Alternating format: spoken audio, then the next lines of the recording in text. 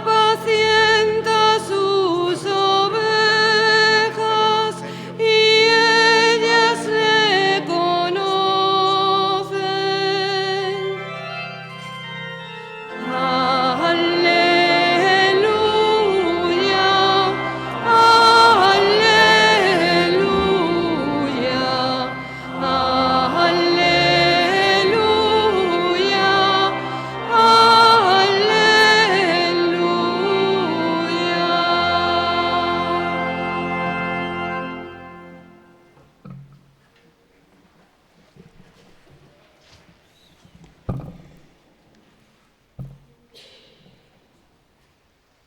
El Señor esté con vosotros. Y con tu espíritu. Lectura del Santo Evangelio según San Lucas.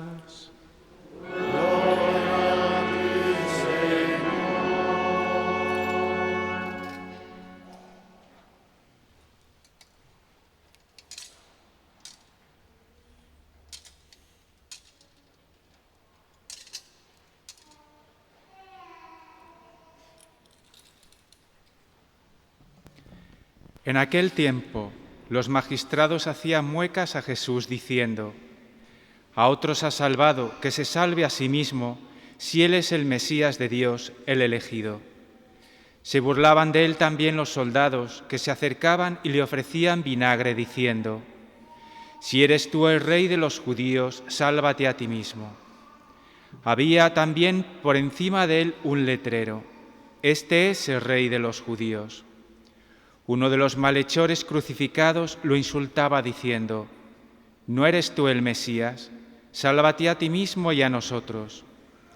Pero el otro, respondiéndole e increpándolo, le decía: «¿Ni siquiera temes tú a Dios estando en la misma condena?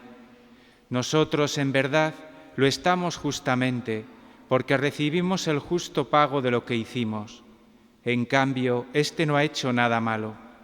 Y decía: «Jesús, acuérdate de mí cuando llegues a tu reino». Jesús le dijo: «En verdad te digo, hoy estarás conmigo en el paraíso». Palabra del Señor. Gloria a ti, Señor Jesús.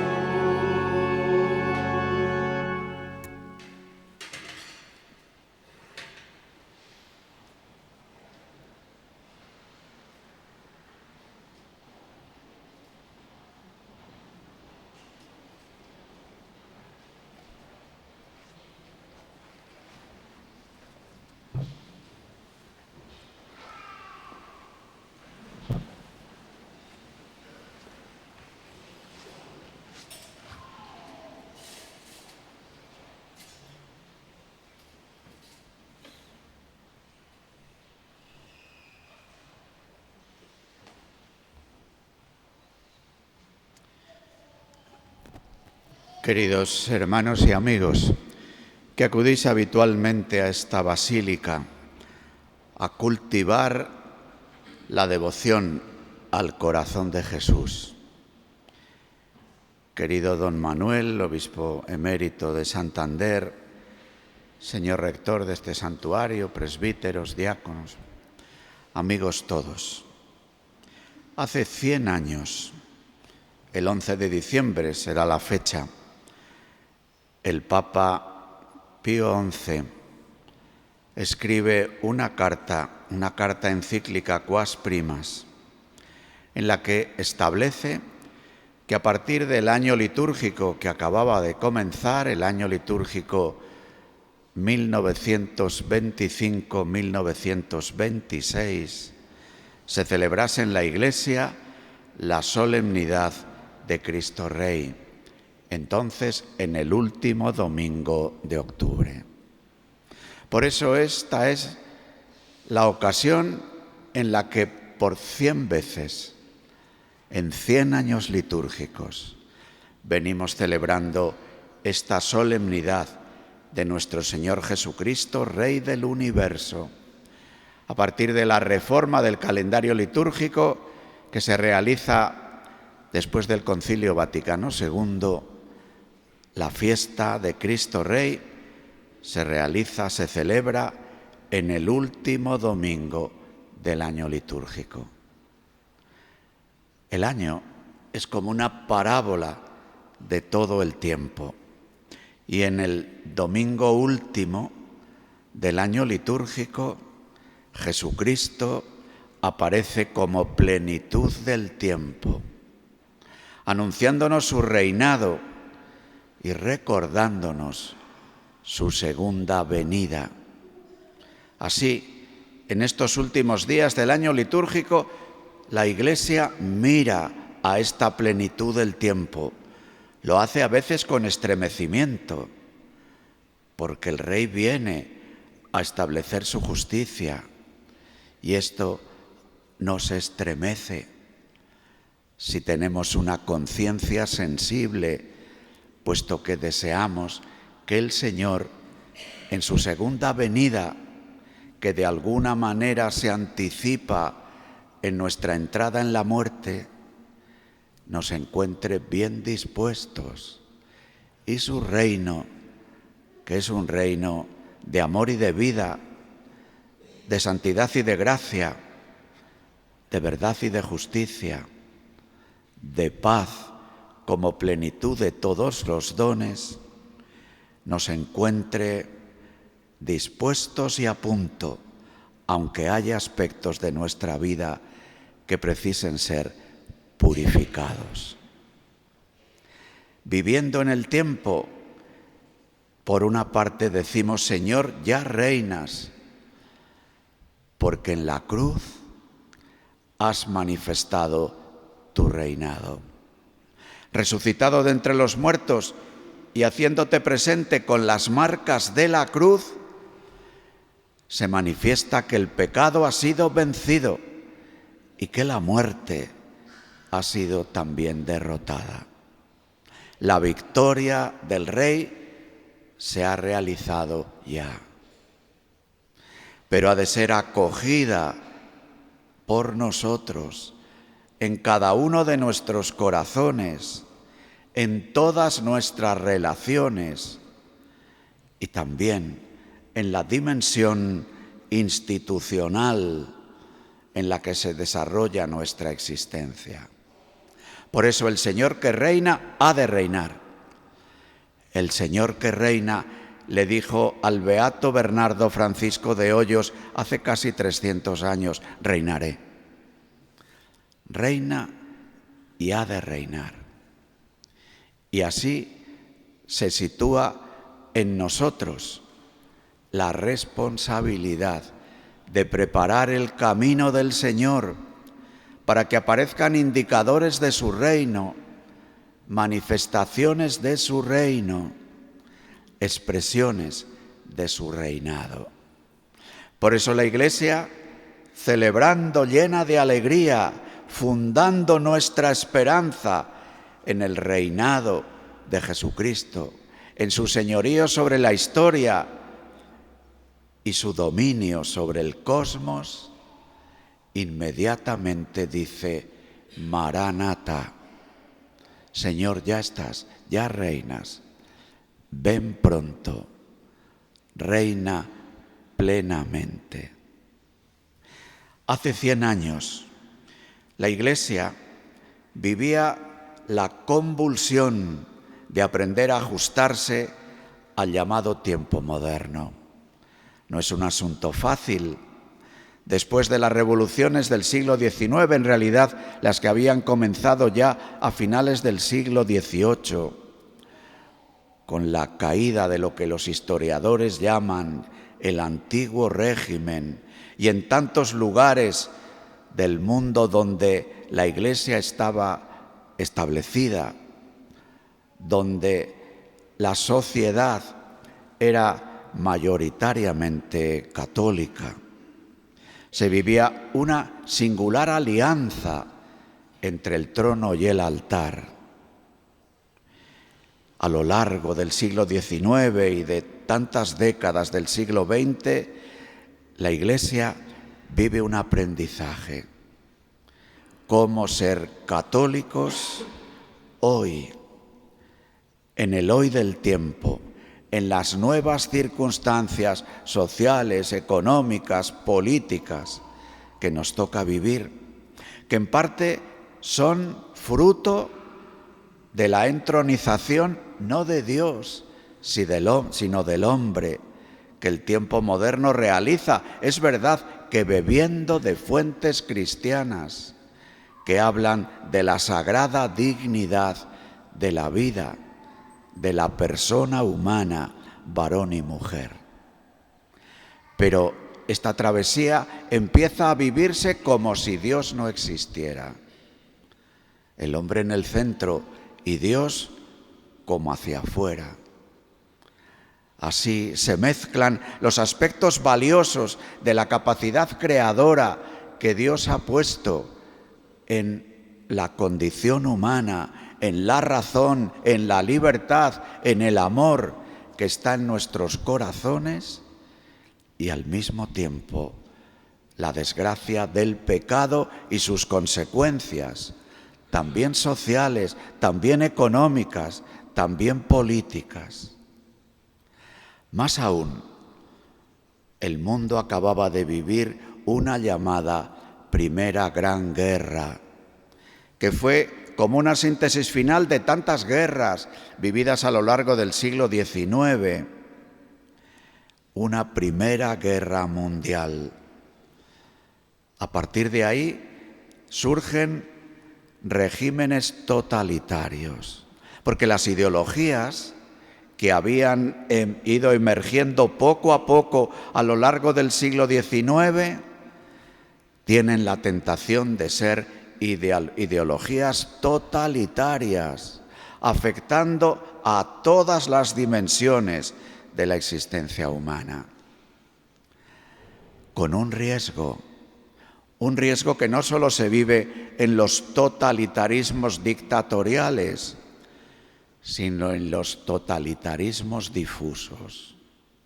El riesgo de pensar que la fe es una cuestión privada, que se vive solo en la intimidad, que se practica solo en los templos, dejando lo que ocurre fuera al arbitrio de lo que sean las ideologías, los poderes, las reglas del juego económicas o sociales dominantes. Acabada esa época llamada con mayor o menor acierto de cristiandad, donde la plasmación de algunos de los valores del Evangelio se realiza a partir de la alianza entre el trono y el altar, aparece una fuerte tentación que especialmente hemos vivido a partir de la segunda mitad del siglo XX. Pero ya el Papa Pío XI, en medio de estas circunstancias, habla del reinado social de Cristo. Celebramos la fiesta de Cristo Rey para hablar de un reinado que es social. Sí, el Señor reina en nuestros corazones, reina en cada uno de nosotros como personas, pero la persona a la que el tiempo moderno ha reducido a individuo, la persona solo se explica sabiendo que es relacional y que su misma existencia genera instituciones, como la de la familia, porque todos somos hijos de padre y madre, y en el hecho mismo de nacer, de vivir, de ser concebidos en el seno materno, hay una relación y una institución. La relación con nuestros padres, especialmente con nuestra madre, en un vínculo extraordinario, y al mismo tiempo una institución, la familia, padre, madre, hijo, cualquiera que sea la circunstancia en la que el hijo haya sido concebido. Se es padre y madre para siempre. Y eso es la dimensión institucional de la existencia. Por eso, el reinado del Señor en los corazones ha de expresarse en el reinado en nuestras relaciones y en el reinado en las instituciones de las que formamos parte. Si la lógica del tiempo llamado de cristiandad o del antiguo régimen es que desde arriba, según sea la religión del rey, es la religión del pueblo, y así se asegura, incluso desde los poderes públicos, una determinada comprensión de la familia, una propuesta educativa, unos criterios a la hora de la organización de la economía.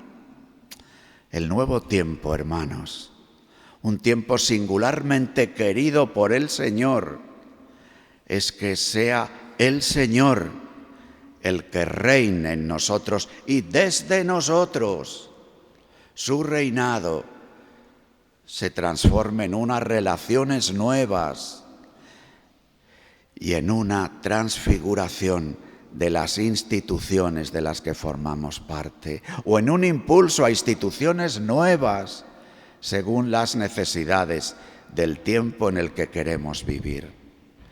Porque el Rey que reina y lo hace en un reinado, quiere que su reinado sea visible, siempre frágil, siempre como un germen, porque el reinado pleno solo será cuando sea vencido el último de los enemigos, la muerte, y Jesucristo en su segunda venida establezca definitivamente su reino.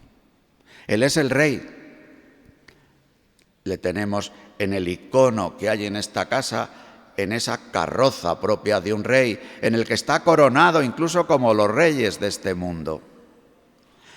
Pero aquí está su reinado, la forma de reinar.